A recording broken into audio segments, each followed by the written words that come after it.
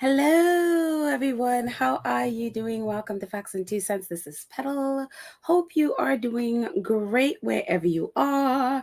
I have my microphone back. I have my headphones back. Finally found it. I don't know what. Yesterday I was just like, where did I do with this thing? But anyways, welcome everyone. Hope you are having a great time wherever you are. And hello, all my friends in the chat, and those of you who are not in the chat but who are also just listening. Welcome. Hello, Church Nelly in the chat. How are you feeling? I hope you're feeling great today. Church Nelly has kindly put all of these links in the chat today. Welcome. So if you welcome, and if you're looking for any of these links for either this podcast or for our faves, definitely check out Church Nelly's links in the chat.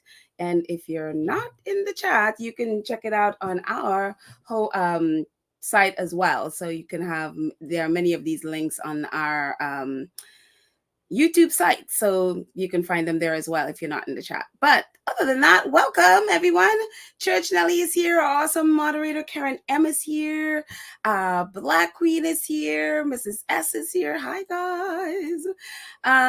Sarah is here. Hi Sarah. Cinderella is here. Who else is here? Hi Janet and LMZ Life. How LMZ Style? What did I come up with? Life. But anyway, welcome. Hi, Black Queen. Welcome, everyone. I think that was just Church Nelly there. Dropped in the wrong one. Hi, Kaditha. How are you? Welcome, you guys. Hang on one second. This room is really hot. So give me 1 second. I will be back in 2 seconds.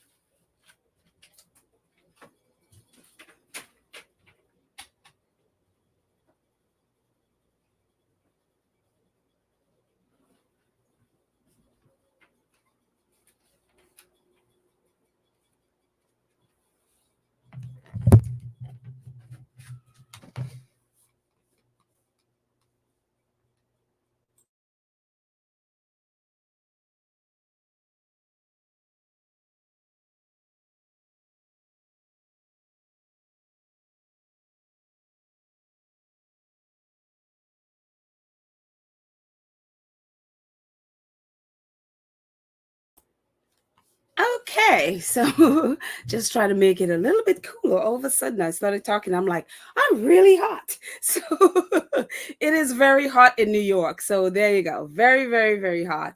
And so it's just like all of a sudden, I was like dying of a heat stroke. But, anyways, hello, back again. So Sussex Love says, I can't believe I caught a live one. I know it's my lives have been very few and far between because I was teaching for like a month, and then just sort of whenever I have a moment I will grab it, but trying to be a little bit more on the schedule now. So hopefully that is what it's going to be. So moving forward. But anyways, I love this photo. I absolutely love this photo. This, of course, is when Harry and Meghan started dating. I think this was their first time they allowed the public to really see them.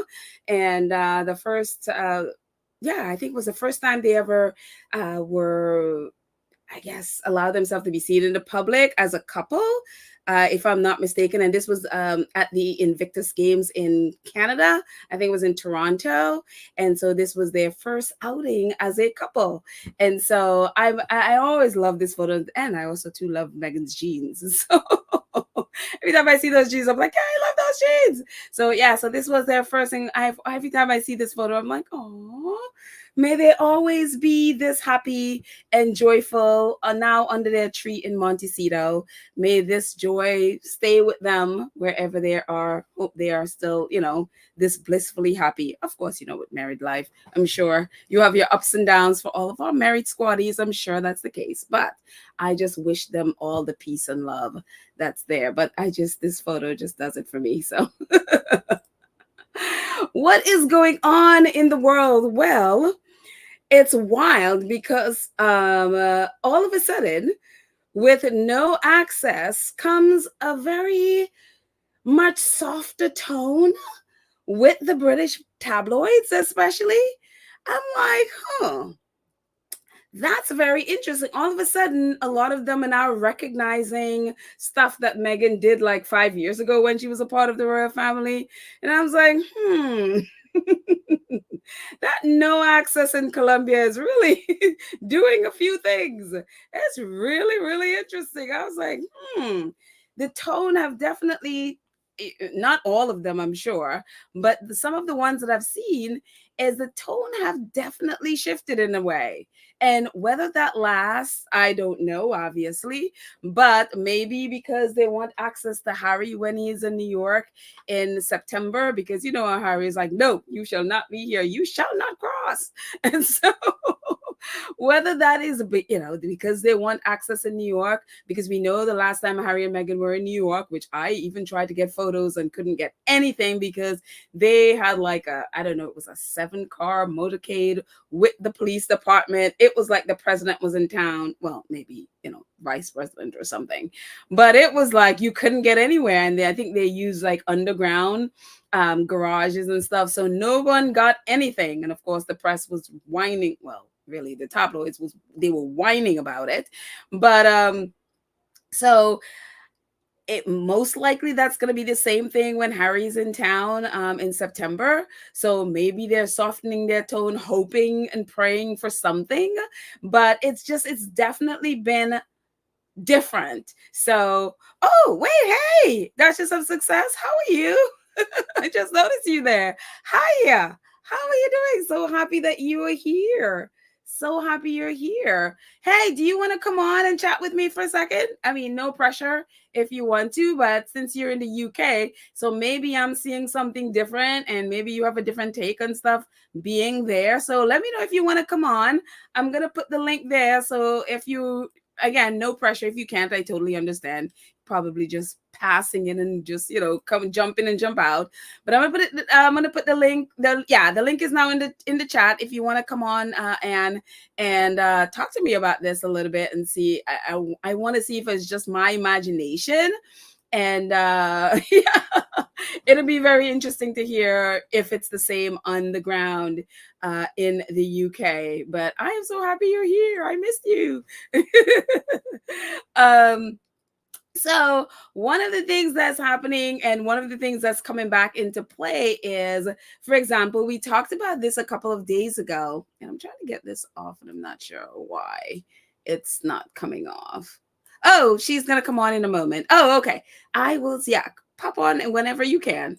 I'm so happy to hear your take. But until Anne comes on, Forces for Change is back in the news. A couple of episodes we've talked about this, where this is the 5th year anniversary because Meghan guest edited Vogue in 2019, and here we are 5 years later, and they have the Vogue Next Generation, and we talked about Dr. V now, who is part of the new generation of Forces for Change, and so there have been like some really cool write-ups about Forces for Change and the impact that it has had on the UK and really young people and the new generation coming up. So Anne is here. So Anne, let's get Anne on stage.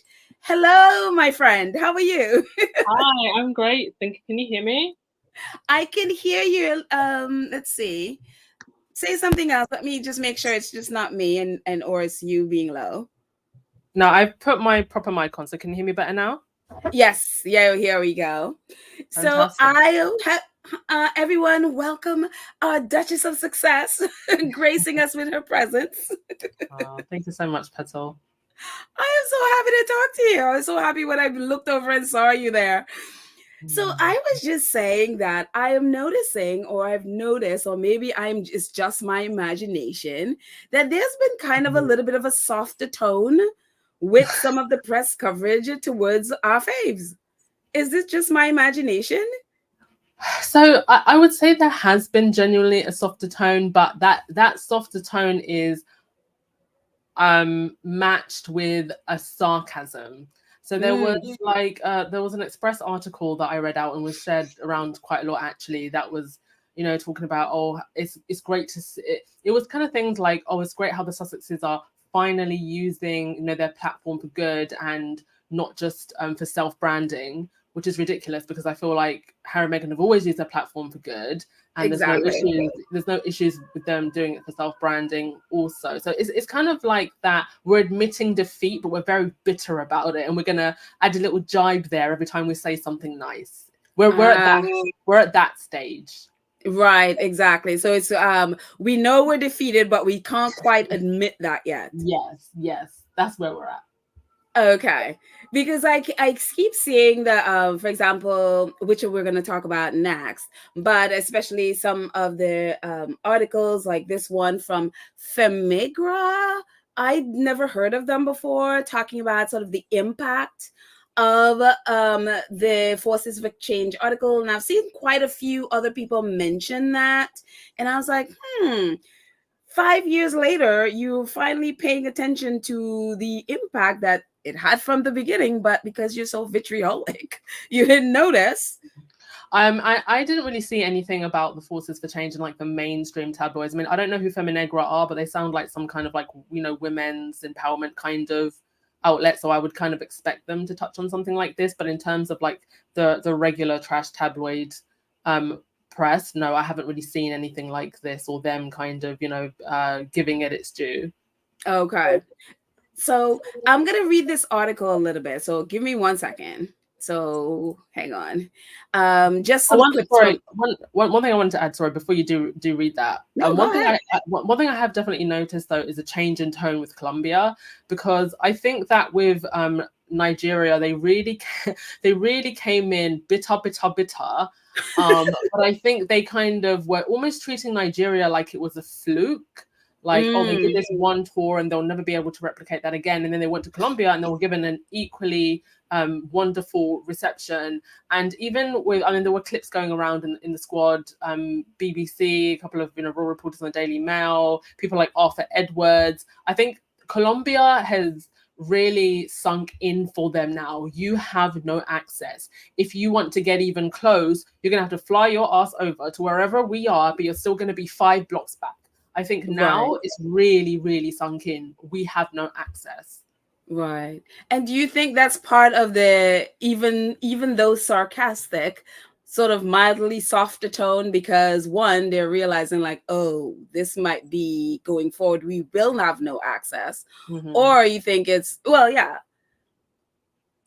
I think it's they've been in denial for so long because nobody's ever put the brakes on them like this. Nobody in the royal institution, not celebrities. This is the first time, really. I feel like the tabloid press are like an abuser who's hopped from person to person. If you want to use, celebrities as a metaphor for relationships, hopped from person to person without anybody ever telling them no. And then when that person Harry and Meghan have now told them no, they've walked away and actually done a lot better and are doing fine without them. And what does an abuser do when they see that you're doing well? They can't take it. They just can't handle it. Right. And as we've seen what they've tried to do with Harry and Meghan, let's try to destroy them in every way to sort of make our point. Do you think that also has to do with the fact that those in the royal family aren't really doing anything?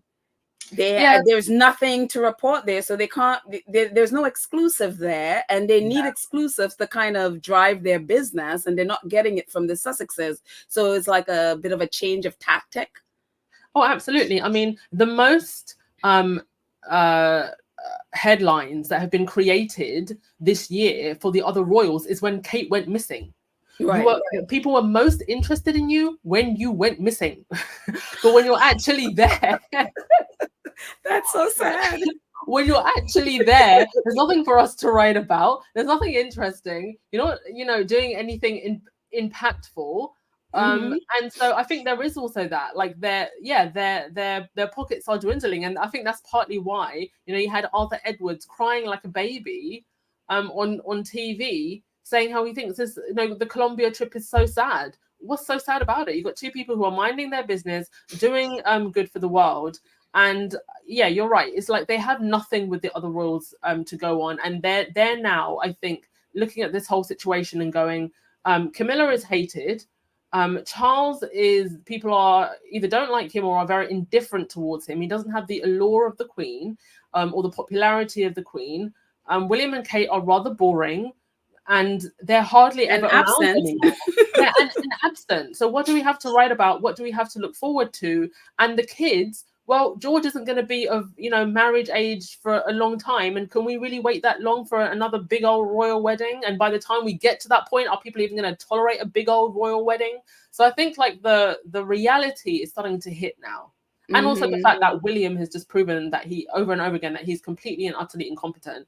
And maybe it's something we could talk about in your next segment. But it looks to me like they had something planned, perhaps for William in New York, and that's not going ahead. Or I don't really know what's going on with that. But it's almost like they had something planned and then he pulled out.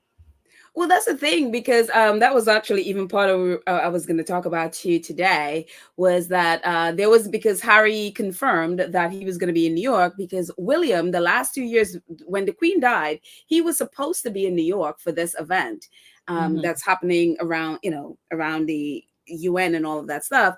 And so he pulled out because, you know, it was too close to the Queen's funeral and all of that stuff. Last year he came to New York and it was a bit of a bust. And so you would think that he would be back this year. And now we're hearing that he's not going to be there, that is according to his mouthpiece, Rebecca English. And then the Daily Beast said, you know, put out an article that he's not going to be there. So you know, knowing his nature in terms of competition with Harry and, you know, or laziness and not going, which is like, you know, pick one. So I guess laziness has won out this time, or at least it's gonna win out. I mean, if you look at Harry's schedule for his New York, you know, trip, it's pretty phenomenal. And you know what he's going to be doing there. I think he's there from the 22nd to the 29th. I mean, that's quite a while. Right. Well, we don't have, I don't think we have exactly the dates he's going to be there, but that's the time for the I guess the climate change and then the UN stuff that's happening. So yeah, you're right. It's from the 22nd to the 29th. I just think Williams, maybe it's finally sunk in that, you know, he's trying, there's this one-sided competition on William's side and Harry's just getting on with his business, but he's still trying to compete with his brother. Right. It's very, it's because this is the article that or at least a little clip of the article that the Daily Beast put out today. It says, Prince William dodges New York showdown with Prince Harry. Of course, they're going to be sensationalist about this. William won't attend this year's Earthshot Summit, forestalling the possibility of an awkward geographical zone share with his estranged brother. Lord. Sadly, for those hoping for a New York-based episode of the world's longest-running soap opera, an official source has now confirmed to the Daily Beast that William, who has avoided all foreign travel except a brief football watching jaunt in Germany over the summer with his wife, since his wife was diagnosed with cancer, will not be attending the Earthshot Summit. I mean, they could have just said that in one statement, one sentence, but you know, it's not sensational enough in one sentence. Yeah, I mean, I don't even know for sure, to be honest, if William was 100% confirmed to go. But as far as I'm concerned, there wouldn't have been a showdown because our focus would have been on Prince Harry.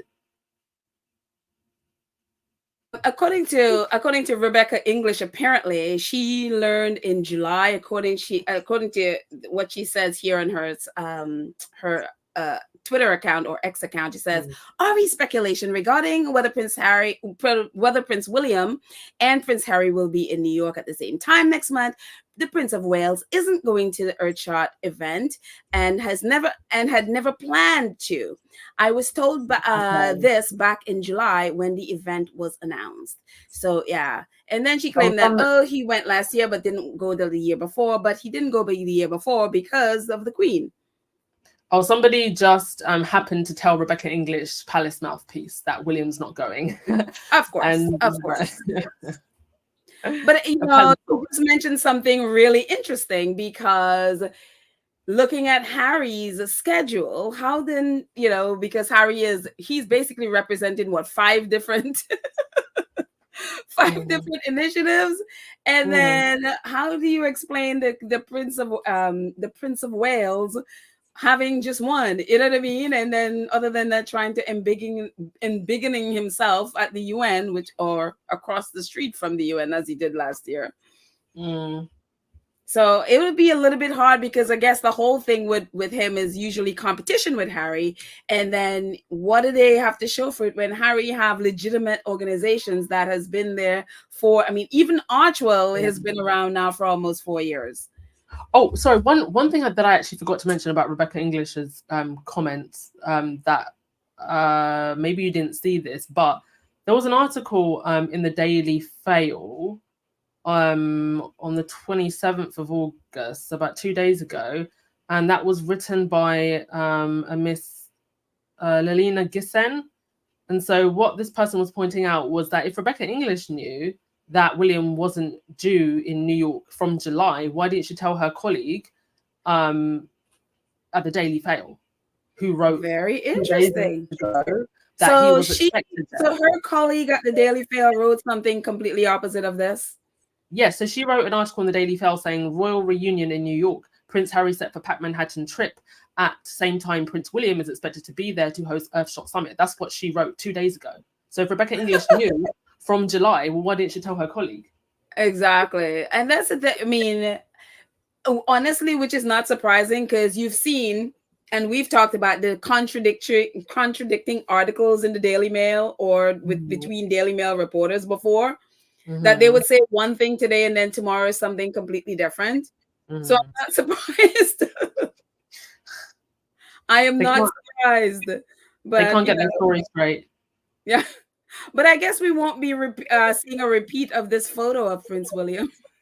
Yeah. Prince William, what was he doing? Was he collecting clams? Clams in the Hudson River. I mean, how gross.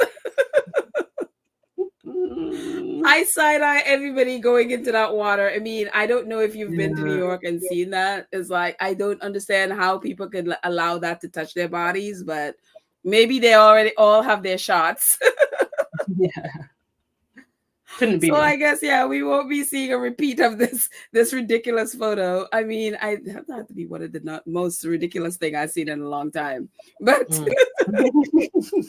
Cinderella is like gross. Yeah, I mean, a couple of days ago, not a couple of weeks ago, I think I was walking by the Hudson and saw somebody in the water. I'm like, dude, why are you in that water?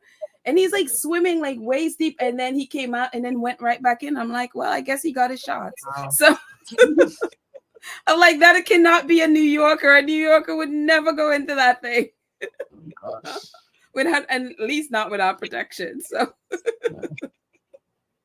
Well, I mean, but well then William was head to toe ready in protection. yeah, he had that the brown pants thing and the wellies and everything like that. So he was, I guess, he was prepared for it to not touch him. But ew.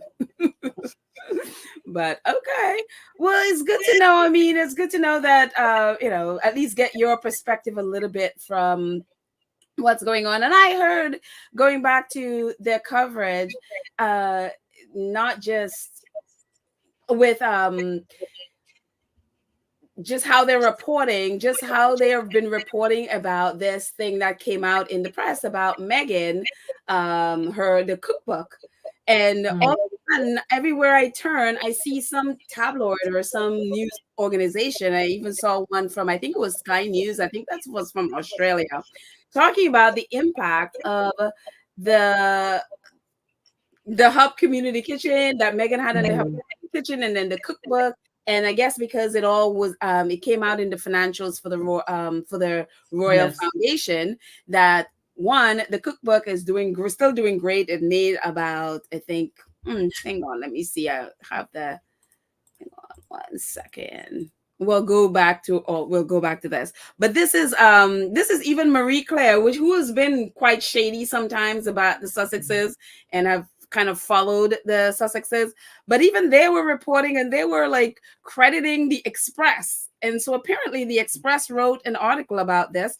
actually, correctly saying that, speaking about the impact that this Meghan has had on the royal family, and again, the Together cookbook, the impact that it has had and still continues to have.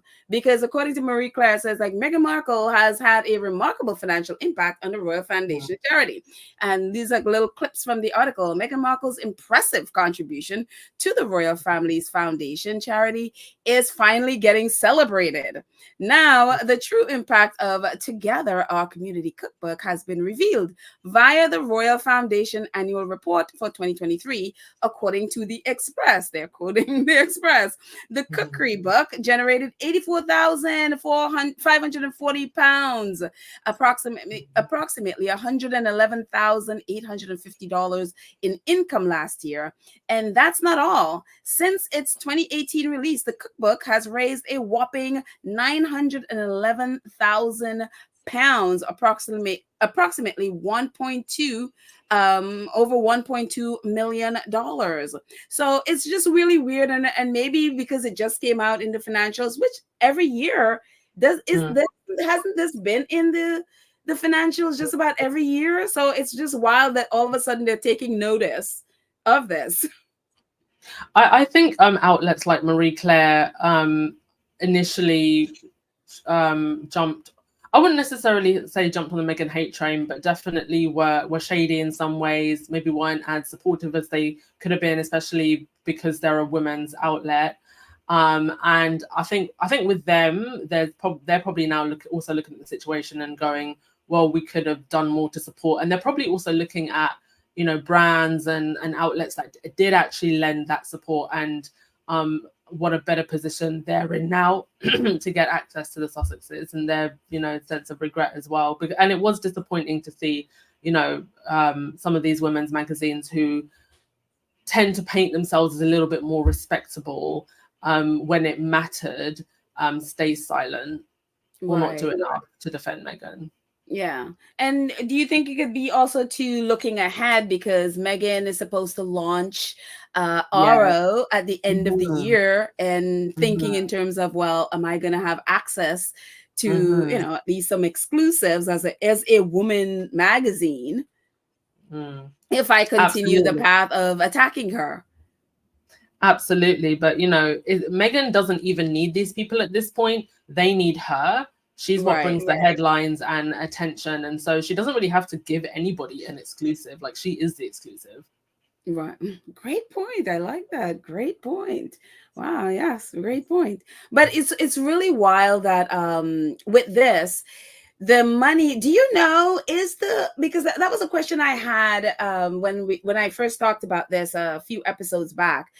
Are they still together, the Hub Community Kitchen? Is that still going? Because one of the things I noticed with the financials on this is that the funds were repurposed, and it's now going to the Felix Project, the Felix Foundation, the Felix Project. This was an organization that Meghan first got together with when she was on Suits and she was in Canada.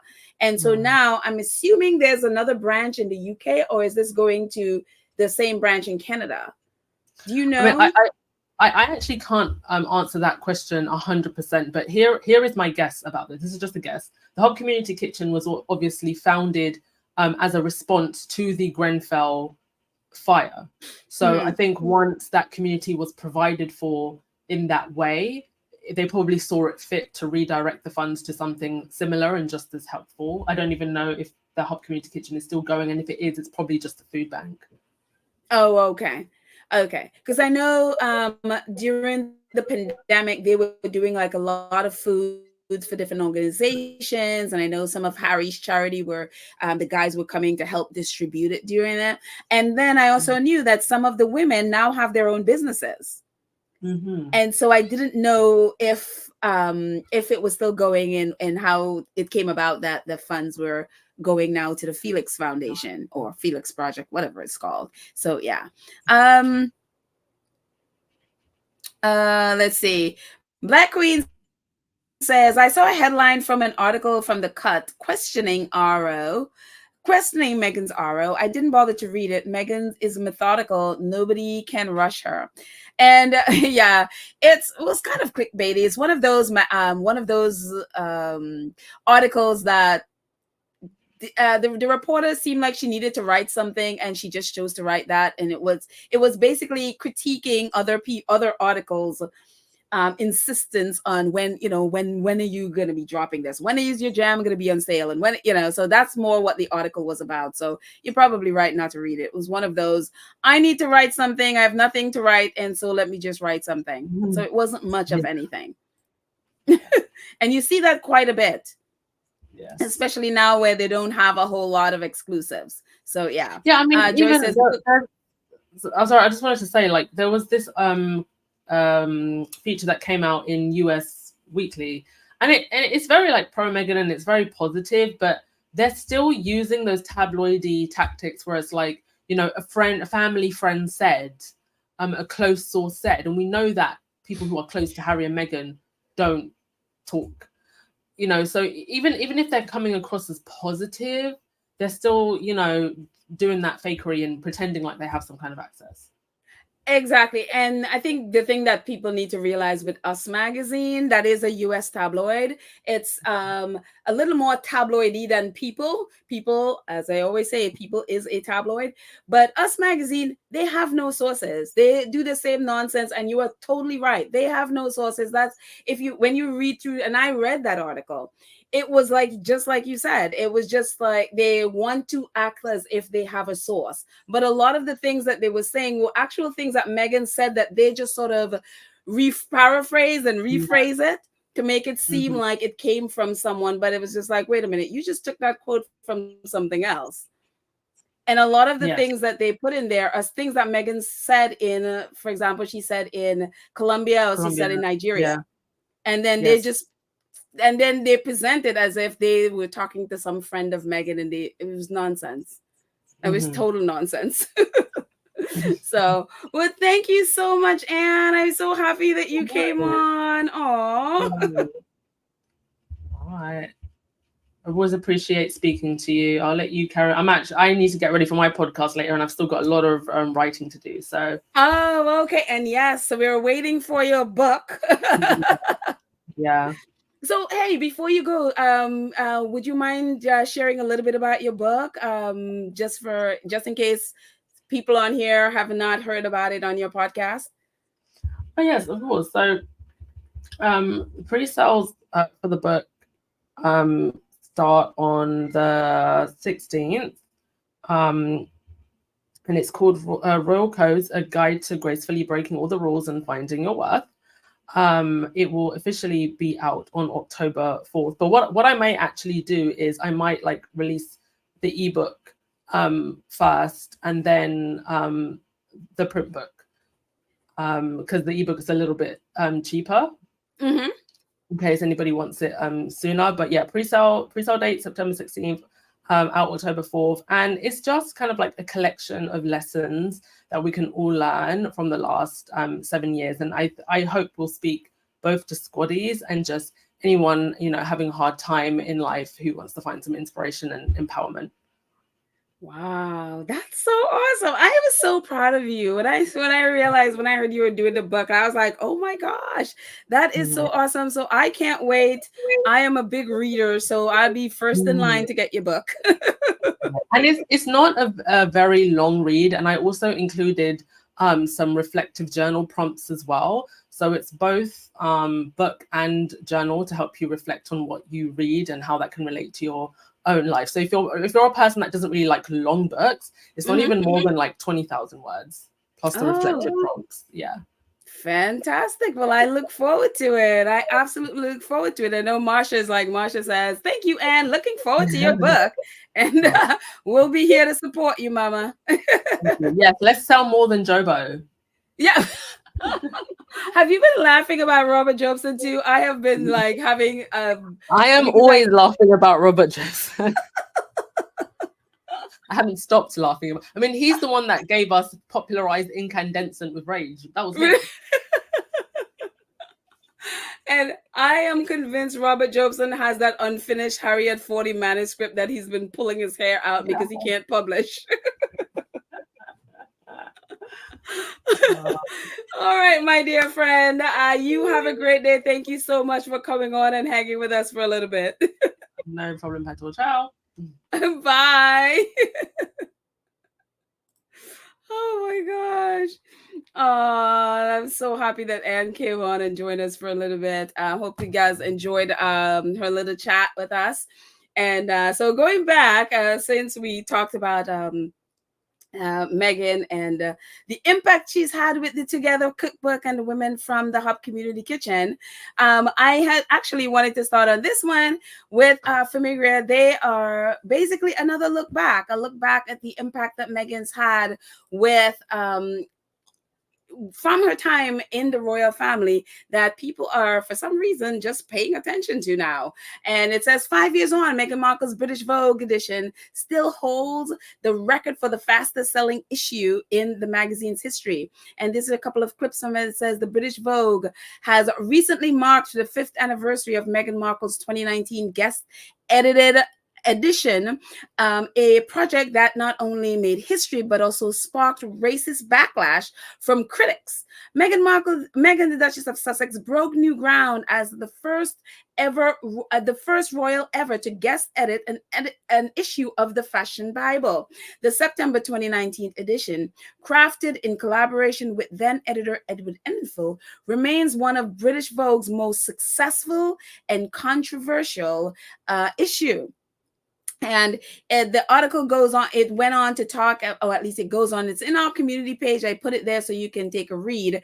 But the article also mentioned just the racist attacks on Meghan by Camilla, and I'm so happy the writer put it in there, by especially Camilla Tominey, and basically claiming that Meghan was racist because she didn't put enough white people there, and also attacking Meghan because she didn't put the Queen in there and all of those things. And this is something that I didn't realize because I don't go spending much time on the royal family website. It says after it talked about all of the attacks and abuse Meghan got from that article, it goes on to say, however, when Meghan took on the guest editorship of Vogue, she was admonished because it talks about how the royal family, because it also mentioned, like, for example, Dan Wooten claiming that royals don't guest edit magazines.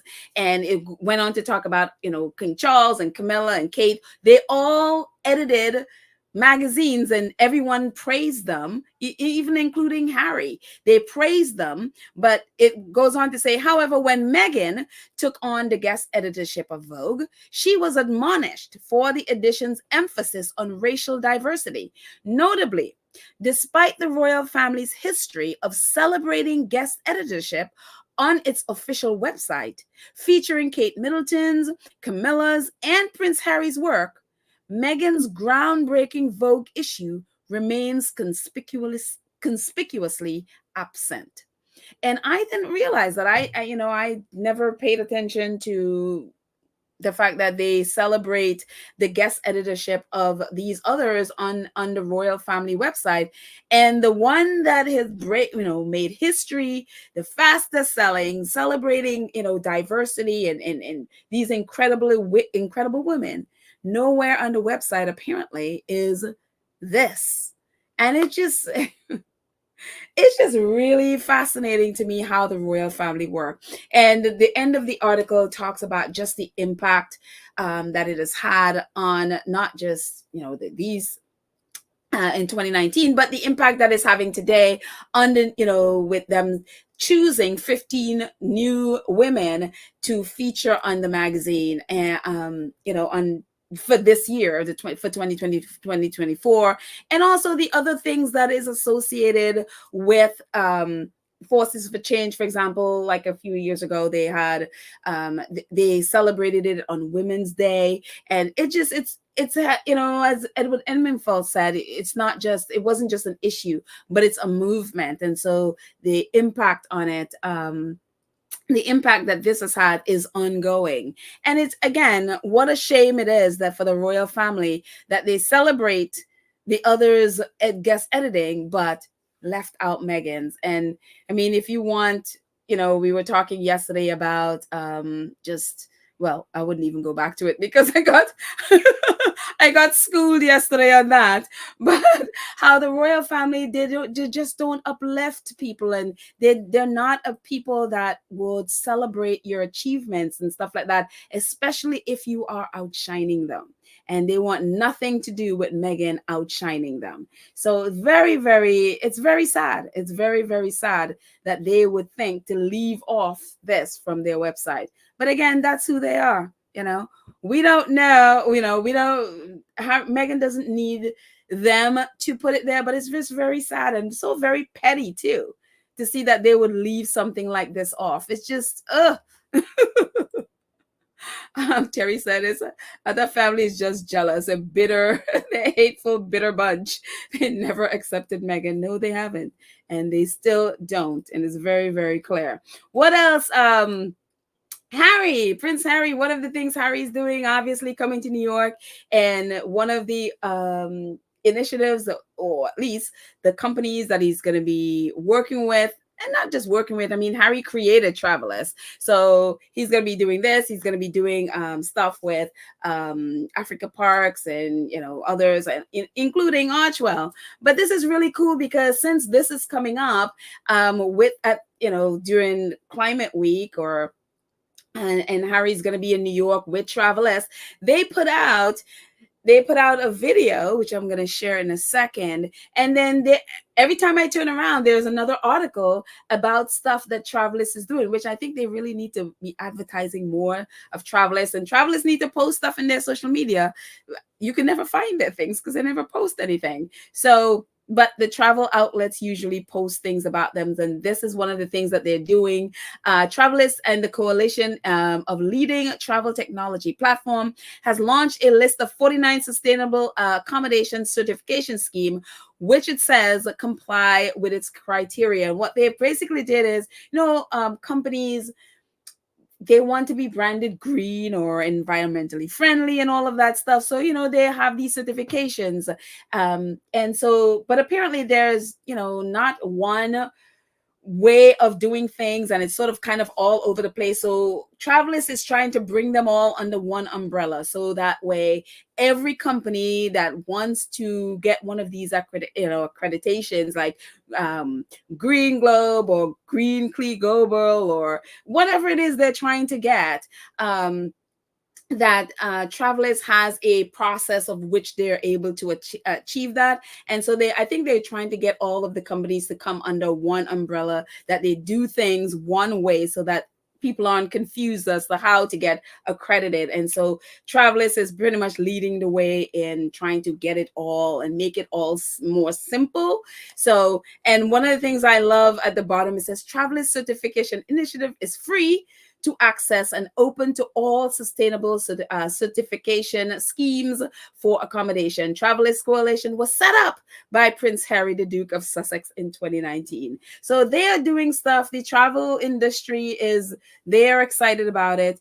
And again, Travelers is going to be here in New York. They're going to be doing, I don't know, I guess, I'm assuming it's like a seminar thing or maybe a fundraiser. I don't know, but they haven't said specifically, but we know they're coming. And thank you, Archwell Baby, for posting this. She says, Prince Harry founded Travelers in 2019, and in 5 years, it's been able to build a coalition of 11 of the world's biggest travel technology brands with a market value of $3 trillion to work together to bring sustainable tourism to the masses. And again, these are some of the travel companies they work with: Amadeus, Booking.com, Expedia, Google, MasterCard, Sabre, Skyscanner, Travelport, Trip.com, TripAdvisor, Visa. So within that coalition, it's like a $3 trillion initiative. And so they put out this this video yesterday, or at least I saw it yesterday, and basically talking about New York and what they're going to be doing in New York. So this is Sally Davy. Travelers will be in New York for Climate Week, celebrating our 5th anniversary. Since we launched in 2019, we have brought together 11 of the world's biggest and often competing travel and technology brands to work together on bringing sustainable tourism to the mainstream.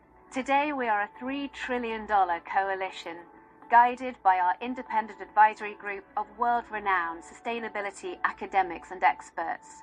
We're really looking forward to being in New York with our founder, Prince Harry, the Duke of Sussex, to celebrate everything that we have achieved together so far and sharing our vision for what's to come next. So that's from Sala Devi again. She is the CEO of Travelers. So again, we don't know exactly what, you know, I'm assuming it's like a seminar and bringing all of their coalition together. But they haven't been specific. So we'll see. But we're very excited. And again, I just love it. They were joining their founder, Prince Harry, in New York. Very, very exciting. So yeah. You go, Prince Harry. And I love this. Royal Suitor, who's a squatty, she's also a journalist on X. She posted this yesterday. I was like, oh, this is so great. She says, 4-year anniversary of Archwell, 5-year anniversary of Travelers, 10-year anniversary of Invictus or We Are Invictus, 18-year anniversary of Sentebale, 40th birthday, big year for Prince Harry. Hope he's able to look back with pride on the legacy he is building. And I'm like, look at all the stuff this man has accomplished. He's 40 years old. And look at this. It is amazing. All of that this year that he has built. And they want to think of this man as a spare. I'm telling you, it is... I hope, and as Royal Suda says, I hope he's able to look back and with pride at look at the legacy. Look at the legacy. And I can't believe Archwell is about 4 years old. It's like, are you serious? Time flies. Absolutely, absolutely amazing. So I am so proud of this man. I am so proud of Prince Harry and the work that he continues to do. And that's not even, it's not his presidency of Africa Parks, which he's going to also be with Africa Parks in New York. Also, his as a patron of the Halo Trust. I mean, that's not even there. Yes, he didn't start those organizations, but for years and years and years, he's also the global ambassador for Scotty's Little Soldier. He is also the patron of Welcha. I mean, hello. The things that this man is, I don't even know how he has the time. Plus, he's the CIO of Better Up. So for the crazy people who are sitting around wondering, what does Harry do? Like, hello. So very, very, I mean, I am so proud. And I hope he can look back. And he's so humble with this stuff, too. So many people don't know that Prince Harry has done all this stuff and is involved in all of this stuff. Because, I mean, unless you look at his bio or something, you just wouldn't know. And it's just... absolutely amazing. Congratulations, Prince Harry, turning 40. And yeah, I saw this and I had to laugh because they're we just talk about, whether William is just giving into laziness, why he is not going to come to New York, or maybe intimidated by all the projects that Prince Harry is doing. And he's like, I don't want to compete with that because I can't compete. But this happened a couple of days ago. It says, so the royal family may not find this internet joke so funny after being accused of economic crime. The South Yorkshire Police post on X was innocent enough. They were looking for community involvement when it came to economic crime. They wrote, and this is what they wrote on X. Do you know someone who lives a lavish lifestyle but doesn't have a job? Your intelligence is vital in helping us put those who think they're untouchable before the courts. Well, they got quite a response that they certainly weren't looking for, because the first response was a portrait of King Charles III in his military regalia while sitting on a gilded chair. Here's your target, they joked. And then Prince William wasn't immune to the internet hijinks either. His photo popped up in the feed with one user adding, "This lad." And quite a bit of people got involved, including the Republic group, who were like, yeah, they are the ones They're the ones that's committing economic crime. And while this was meant as a joke, while this, at least we think it was a joke, it is so wild that to see people like, yeah, these are the people. And I wish more people would seriously do stuff like this. More people would be speaking up like, yeah, yes, they're committing economic crime and they fit the profile here. That they are just living this lavish lifestyle and don't really have a job. And they really think they're above the law and they're untouchable because, the government and those in power have made them think that way and made them that way. And so it's very, very, very interesting that this is the thing. It's like the laziness and they do basically nothing. And if they're doing things like King Charles is usually for themselves, not usually for the community, and the community gets the crumbs, we'll do a garden party. And you could come to our garden party. You can hang out in our soggy garden and eat some, cucumber sandwiches or something. Very, very, goodness. We can go on all day about that. And then obviously we talked about this. William's laziness may be the thing that's, stopping him from coming to New York or not wanting to compete with somebody that he really just can't compete with in the first place. So anyway, that's all I got. That was going to be a very short podcast. And so thankful that Anne was able to pop by and give us a little bit of British perspective. So I'm just going to be in the chat for a few minutes. Let's see. Helen says, talk about a life well lived. Prince Harry is amazing. I don't know how he fits so much in what a great human being he is. Exactly. And then being a husband and a father of 2 little ones. Oh my goodness.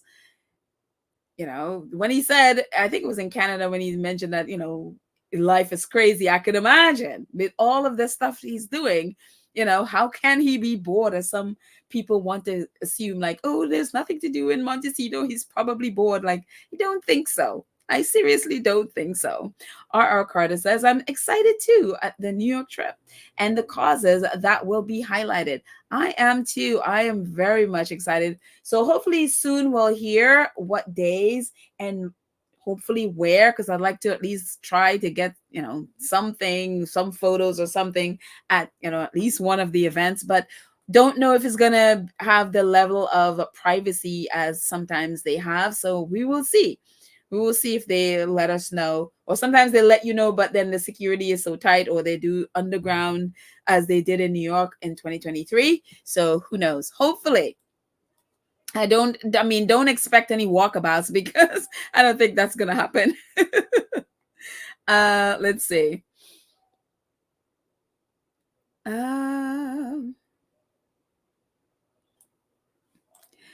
Betty says, Petal, I am here live with you. Oh, yes, you are live at last. Regarding those people leaving Meghan's achievement with the Vogue off their website, doesn't stop it from being the fastest selling ever. They're pathetic. They're pathetic people. Yes, they are.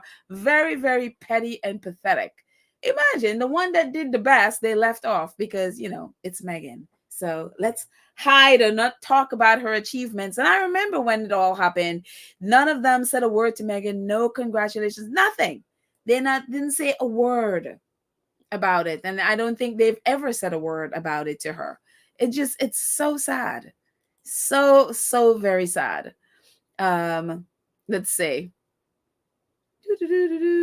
Oh, Cookies and Cream is running errands. Have fun in your errands. But happy you're listening.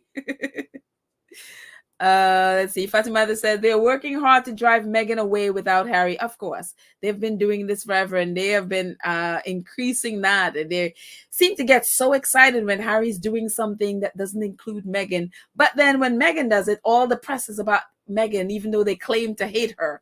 It just, I have to say, I've never come across people like this in my life, and they are just weird. As the vice president, talking about this guy running with Donald Trump, they're just weird, just weird people. So let's see.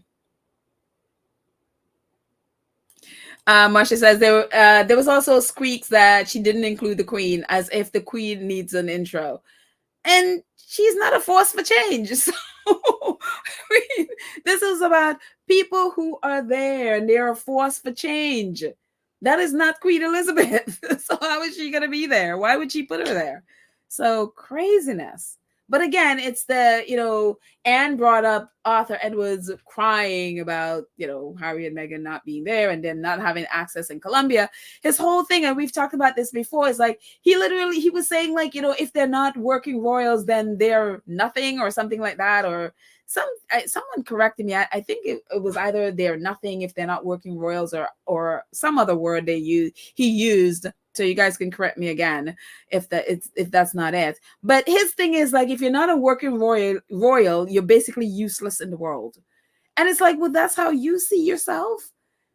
That is how you see yourself. No wonder you all sit there licking their boots, because you don't think and you don't see yourself as being able to accomplish things above your quote unquote station, when Harry and Meghan are on their own and they're achieving a lot more than the royal family are. And for some reason, because they're so blinded by that, they can't see beyond the royal family, and they can't, at least even if they see it, they can't acknowledge that the Sussexes have a greater impact than those in the royal, who are quote unquote royal, working royals. It's really, really crazy how warped their thinking is. It's just like, wow.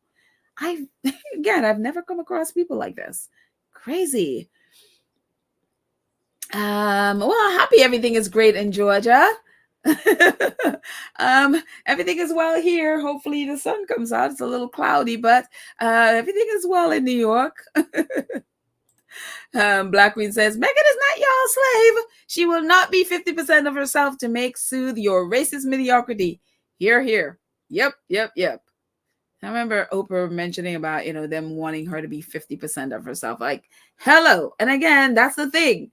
That's Kate Middleton. We were talking about Kate Middleton's, mediocrity or yesterday. And it was just like, yeah, even if you are accomplished like Meghan, they would want you to voluntarily make yourself 50% less, or they will attempt to make you 50% less by using their press to abuse you, like they've tried to do with Meghan and Harry. How they've used the press against them in the last 5 years. Well, really, for as long as they've been dating and married, they've been using the press against them to basically reduce them to 50% and less. Bonnie says, the word I think Arthur Edwards used was they were nobodies. Exactly. Thank you. They're nobodies. And it's just like, wow. If they're not working royals, they're nobodies. And I'm like, how crazy is this to think that? Like, and again, that's how the thinking is. If you're not, the royal is the pinnacle of everything. And if you're not royal, especially if you're not a working royal, you are a nobody. Unbelievable. Absolutely unbelievable. So craziness. Let's see. A couple more before we end. Wait, why did I hide current comments? That's crazy. That's weird. I'm not sure what I just did. I think I accidentally hid comments. I was like, what? How do I get that? Oh, new comments. Okay, there we go. I'm like, I don't know what I hit. But anyway, yes, Mrs. S says, great spot with Anne. Oh, I love Anne. And I am so excited about her book coming out. And you guys, I think we need a refresher because we haven't done a book club in a while. And since Harry's book is coming out in paperback, I think we need to do a refresher podcast, book club podcast. That means we need to go listen to it again and read it again. And when the the paperback comes out, we need to do another one, just sort of, going back over things that we've gone over 50 million times, because we're not obsessed at all. So yeah. So I think we need to do that. And when Anne's book comes out, because Anne's book is going to come out before, so we need to go and we need to do a book club on Anne's book as well. So there you go. So looking forward in the future, we have 2 books we need to do a book club on. So Anne and Harry. So very excited. Connie Bama, thank you so much for your super sticker. I appreciate your support. Thank you. I appreciate you so much. And so thanks. Let's see. Sharon says it's gonna be a great hair. You mean day? I'm not saying anything about Harry's hair. So this is Sharon saying it. So there, go after Sharon. I get my licks for ever mentioning Harry's hair. So there you go. So I'm assuming you meant day. It says this is going to be a great day for Harry. It's going to be it is going to be 40 and he will inherit 8 million from his great-grandmother's 40th birthday, and William is having a meltdown. He is trying to ruin it. Is this true though? Because I remember people were saying that Harry was inheriting or will inherit or did inherit money from his great-grandmother. I mean, from his grandmother or great-grandmother. And as far as I understand, that was not true. So I know I saw something about him inheriting on his 40th birthday. I don't know exactly how true that is. Because again, I think was it in Spare? I have to go back and see. This is why I need to go back and read Spare. But I for some reason, I vaguely remember Harry mentioning this not be true about him inheriting money from his great-grandmother. I don't even know if he inherited anything from the Queen, because as we know, all of it pretty much goes to the heir, which is Charles. And maybe when he gets it so that he avoids inheritance tax, which is a ridiculous that he gets all this money and does not have to pay inheritance tax. And then what they could do when he gets it is dole it out to different people, so avoid paying inheritance tax. I don't even know if Prince Harry got any money from the Queen. So yeah, I vaguely remember this Harry inheriting money from the Queen not being true, but I could be wrong. I got to go back into. And William having a meltdown, well, that's William every day. So, when is he not having a meltdown? I think that would be more the thing. So yeah, William is always incandescent. That is just his natural state. That is his default state. So yeah. So William is just being normal. So yeah.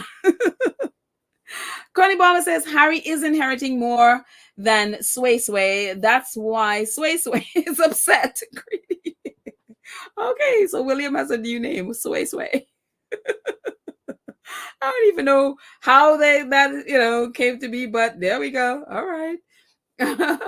Lex says Harry is inheriting money from his great-grandmother, but so does other people. They just want to point out Harry and ignoring the other finances. Yeah.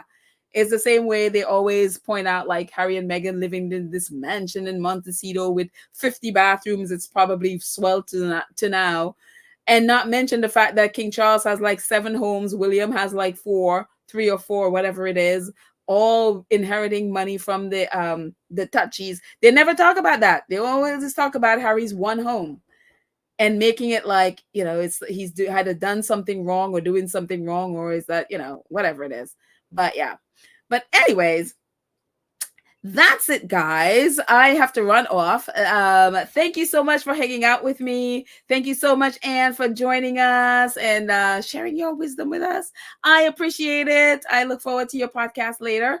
And so thank you, guys. Thank you to our awesome moderators for Lydia, Church, Nelly, Karen M, Cookies and Cream, and Black Queen. Some were here, some weren't today, but that's cool. We'll catch them on the next time. Thank you so much for protecting our space and keeping out trolls. And thank you to all of you who support the channel, the 2 Cents crew who support on a monthly basis, and those of you who support in the chat. Thank you so very much. I appreciate you guys. We will chat next time. Have a great day, everybody. Bye.